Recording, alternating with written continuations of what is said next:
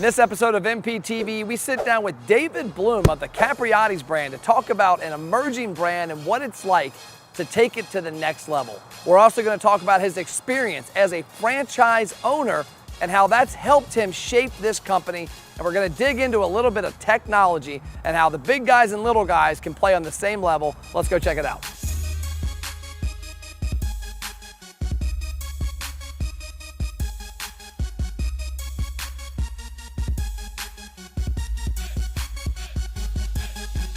What's up? It's Matt, MPTV. We're on the road. We're in Las Vegas, Nevada. We're here for another episode to talk to somebody in the business that knows it better than anybody with your experience. Mr. David Bloom, Capriotti's. How are you? I'm great, thank you. Welcome, Vegas. Thank you. Thanks for having us out here. So I guess for the audience, introduce yourself. Tell us a little about what you do. David Bloom, Chief Operating and Chief Development Officer for both Capriotti's and Wing Zone. Okay. And your background in the business, I know you got a long history, but how many years and some of the things you've done, the highlights? Decades. So it's taken me, I'm obviously a slow learner. It's taken me a long time to learn, the business, but I've been in it for years, really from every aspect. I kind of grew up in New York and have worked in this business and other industries globally for, like I said, decades. Yeah. So. But I would say I kind of learned the franchise business as a franchisee first. I was one of the largest franchisees of Quiznos when they first started. It started when there were only 18 restaurants. My partners and I became the largest franchisees and the largest area developers. And then I was part of the global development team and left when the company sold, and we were at 5,000 restaurants in 28 countries. And so I really learned how to grow a brand at scale there, and have done it several times since, and really enjoy it. So going back to that franchisee experience, I get a chance to talk to a lot of guys your level, and also a lot of one location franchise owners. And there's a lot of brands out there that there's a deep disconnect between that franchisee and corporate. Yeah, it's a great point. One of the things that does differentiate us is we believe in owning and operating the brands that we franchise. So we're one of the largest. Actually, the guys that own this restaurant have, I think this is number 10 for them, number 11, and they own other brands. And a lot of our franchisees are large multi-unit operators, not just of Capriotti's, but of other brands as well. And we are in that same business. So we've got about 18 or 20 Capriotti's today. We're also in a bunch of non-stadiums and arenas. And when we acquired Wing Zone at the end of last year, beginning of this year, that was one of our stated plans, was we're going to be the largest franchisee, so to speak, of Wing Zone very quickly. So we're signing leases and opening stores here in Vegas as fast as we can, because I think you're right. You got to be in the same business. You got to be aligned. It also is where we do all of our testing and development, where we do all of our training, and really kind of get to play with all the processes and really just make sure that we're feeling the same things that our franchisees. So if food cost goes up a point, or our insurance, goes up by half a point, or utilities, or cost to open versus operate, and sort of that whole ROI model, it means we're really, really in tune with it, and hopefully we're actually the best at it, so we can teach other people how to be great at it. So it's I think way too uncommon to see that. A lot of brands don't do that, and we're big believers in it. I had a conversation, probably 6-7 months ago. I had a franchisee that reached out looking for advice. And so I went through some of the corporate ladders to talk to people to see how we could help them. And I found out that this particular corporate company had no locations. And I'm not a restaurant operator, but I want to know, if I'm a franchisee, that somebody's been in the same trench I'm in, and they get it. Yeah, I just had a call this morning with a guy. He's, I won't name brand names or names, but he's joining us from an automotive franchise. He's been in the restaurant business before and ran restaurants successfully, but he's got a very high-performing automotive franchise today. And the reason he's joining us is because the number one operator in that automotive company is also now has recently opened a Capriotti's, is already opening number 2 and 3. And they're great performers in these other companies, but those other companies don't own and operate any automotive stores. And they're like, I have to do all the testing. I have to figure everything out. I'm kind of on my own out here, bringing the innovation back to the brand instead of the brand bringing me the innovation. And it's just people don't understand how critical it is, but it is. We're able to test and innovate everything from technology to products to processes to financial, accounting services to insurance programs, and do it first on our nickel.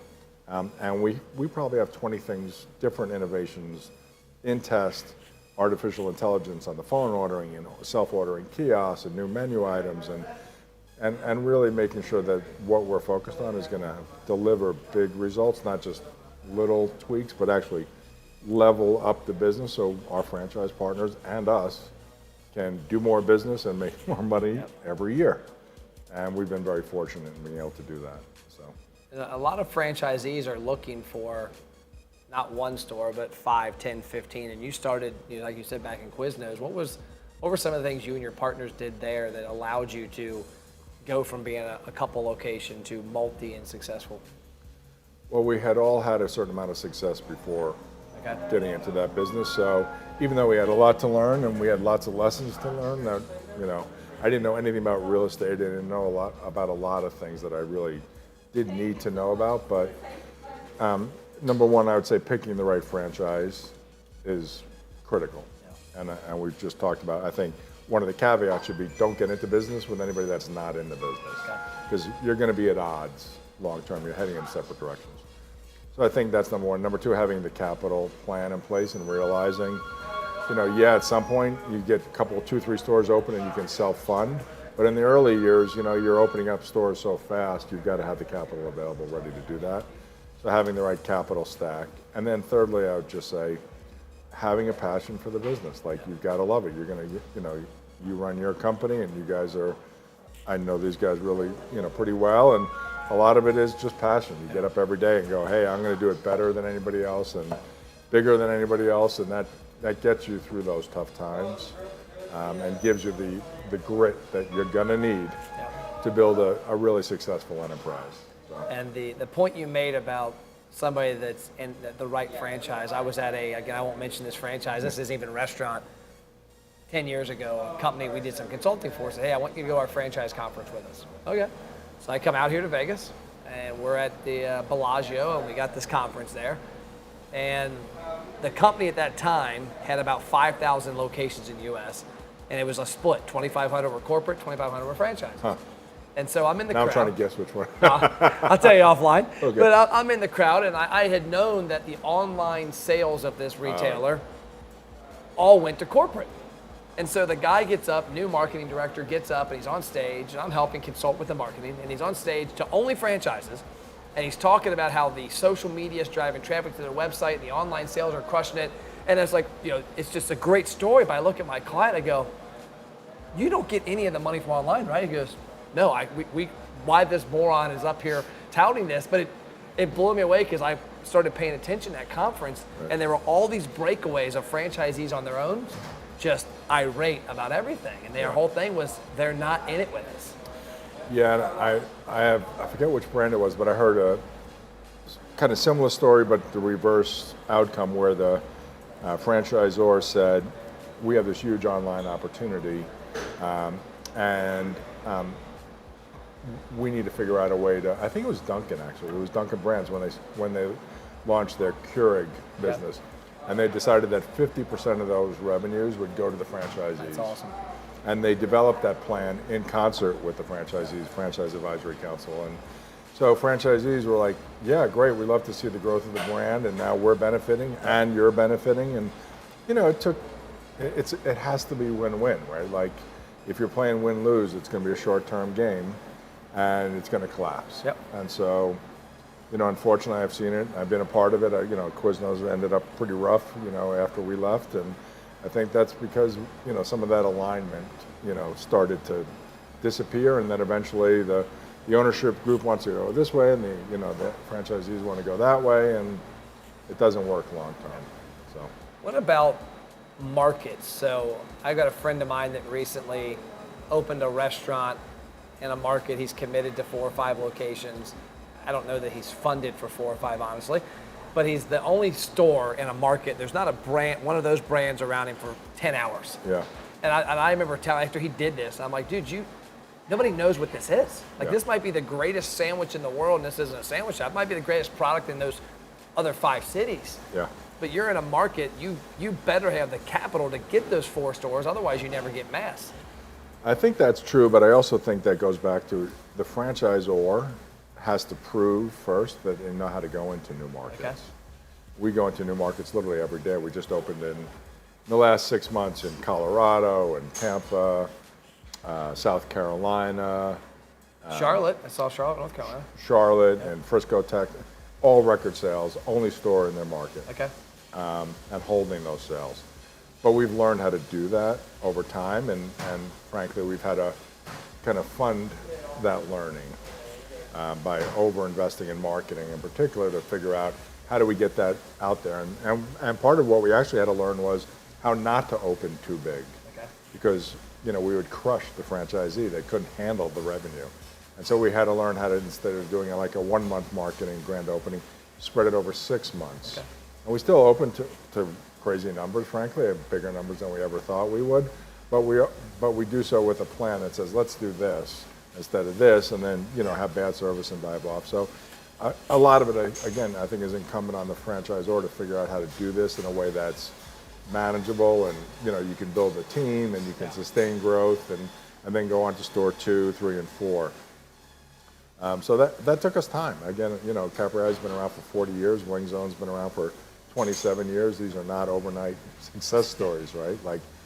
And I think that's one issue that a lot of people maybe kind of get carried away with is there are a lot of brands out there that are more of what I would call a fad.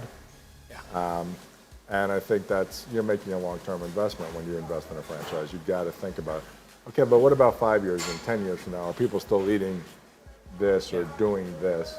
Or is it more of like, when the next thing comes along, people are going to move on to that? So. It's like the friends of mine in the nightclub business. They open up for 2 years. Yeah. They know they got 1 or 2 years. They know it though. Yeah. They're like, I got 2 years to Yeah. pay this thing off, get my return, and then The I next might thing. stay in the same spot, but it's a completely, Yeah. I mean, Vegas is famous for Oh, that, yeah. right? Like, every year and a half, new brand, new this, new that. And especially today in the, age of where celebrities are driving, eyeballs to brands, they know that same thing. We have a lot of friends that are in that business, and they know their celebrities are good for about a year and a half or 2 years. But there are also other celebrity investors, and I would say like Shaq, who's big here, Drew Brees, who we're, as a brand and as an investor group we're friends with. Those guys, they invest for the long term, and they're actually part of the business. They enhance the business, and they do so in a way that I think is really incredible. Okay, break time. Restaurant owners, you're watching MPTV, so you're obviously interested in increasing your sales and profits. But what if I told you could eliminate the hope and pray out of your marketing? You could spend money and actually see results. Most marketing starts with attention, like a billboard. The problem is that attention leads nowhere. That's why we created the ROI Engine Restaurant Program. We take attention and gain huge engagement, whether it's in-store or online. We help you build a database with deep customer information that's comprised of email, cell phone, and birthday. And then we drive them into the restaurant with trackable results. Yes, results you can actually see. If you're interested and want to have a conversation, check out restaurantmarketingthatworks.com. Worst case scenario, you get a lot of great ideas. Now back to the show. So one thing I'm passionate about, I know you are as well, is technology. And the one thing that excites me is I remember when we had our boat dealership, whatever that was, in the mid-2000s, it was 75 to 100 grand to get a new server for our point of sale. And it was crazy numbers to make things. And now today, like back then, you had to be a big boy to have that tech. Today, you could have a 1-location independent restaurant. It has a lot of opportunity for their tech stack within marketing and running their operations. Yeah, I'd say the difficulty today, though, is not the cost. It's the understanding and integration of all the technologies. Okay. So our technology team is the size, our technology team is bigger than the entire Wing Zone corporate staff when we acquired them. Wow. And our marketing team is bigger than they were, and our operations are training. So there's so much complexity in making all this stuff work together in so many pieces, because you have the loyalty and consumer side of things, you have the the CRM side of things, you have the sort of acquisition of new customers, and like when you walk in, how you're acquiring their, are they are you getting their their Wi-Fi, are you getting their information when they're signing up for your loyalty, or when they're paying for your transaction, are you geofencing their location? And does all that all that information get appended in one place and then automatically feed and track that person to see how often are they coming and what do they like to eat? And I'll actually tell you, Vegas is probably, the casinos are probably the very best at that in the world, where they know what show you would like to come to, what offers turn you on, when you like to travel, what to offer you, and they motivate people, incentivize people to come here with very targeted offers, and that's how they drive business. And so this is actually a great town as an example, but it's all technology behind the scene. It's not somebody tracking you, right? Like it's all AI and it's all in the cloud. And so our business, I think in particular, has become at least 30 or 40% a technology company versus just a restaurant company. Along the technology side, so I started working 2 weeks ago at a pizza restaurant. I took a part-time job with one of our clients because I'd always worked around the restaurant business, and I'd sat in showrooms, I've sat in kitchens. When I was listening to a friend of mine, David Scott Peters, speak about a month ago at an event in South Carolina, and he's talking about his experience of serving customers. And I thought, I've never served a customer. So I took a job, and I did 2 days last week. I'm doing 2 to 3 days every week. And my goal is to honestly understand for the operator that interaction. Like you said, how to get somebody's data, how to have a conversation. I was watching last week, and he's like, "Hey, you want the loyalty card? No, okay." And seeing those things, what are some of the things you've done to educate your operators so they can pass it down to the cashiers and the front line workers? A good example is, and we have to be, as a franchisor, have to be careful about the line between employer and franchisor. There's a lot of labor relations stuff around that, but we've actually invested in technology that allows us to gamify the training directly for the employees in the franchisee shop and create incentives and contests from one shop to another, and really reward people engaging in those really cool training programs. Because even the way you deliver training today versus 5 years ago is dramatically different. So again, it's an area where we really leverage technology to deliver that, to kind of be able to go directly to the staff, to empower them to do the kind of things, but really to teach them and make it in a way that's fun and engaging on their smartphones, in a way that employees today want to be. They don't want to be sitting, they're not opening a manual, and they're not sitting at a computer in the back. They're just not. And so the way we do that is really changing. It's not even just relying on the franchisee to do that, who's got lots of other stuff going on in their life. Like, how do we support them in hiring? Like, we're launching predictive indexing into our talent brief program, which is our HR onboarding program, to help them make better decisions about who's going to be a good fit in their business from both a cognitive and a behavioral standpoint automatically. And you just got to make it simpler. You got to make stuff easier for people, not harder. And unfortunately, every time you think you're bringing a new great idea to the table, you're often bringing more complexity into an already complex environment. So we kind of look at it the other way. It was, how do we take this off their shoulders? How do we bring them, processes or products or platforms and services that are really affordable, that we can do at scale and actually help do it for them? Because they don't have more time in the day. They're out opening more restaurants. They're looking for real estate. They're sponsoring stuff. They're dealing with a myriad of things. Yeah. So it's tricky, and we have to do a lot of it for them, frankly, or in a way that just it empowers or enables them, with them giving them more work to do. Or it makes it easier on the people doing the training, the employees. You mentioned having it all smartphone based. I mean, it's all. We had something recently that came through. My daughter's a 19-year-old in college, and something came through recently that she had to do that wasn't on the phone. She was like, "What do I do?" And she's like, "You said she doesn't have a desktop computer somewhere. It's all on her phone." Which, I do sit in front of a computer or a laptop all day long. And so I'm kind of used to it, but I'm traveling with people all the time, and they're looking at, they're making decisions on spreadsheet, and they're just looking at their phone. That's not actually how I work, but that is how a lot of people work. And so I think there's kind of a disconnect sometimes with the people that lead the company and the people that actually work in the company, at every level. And those people are much, much more technology enabled often than leadership is. And so you got to, within your leadership team, like our president has a degree in computer science, mathematics, and an MBA, and a lot of us on the senior team have run technology-enabled companies before, and so I think but even I, with all that background, I often sit in meetings with vendors and technology companies. I was in one yesterday, and people that have been in business for maybe 10 years, not 30, and they are light years ahead of us.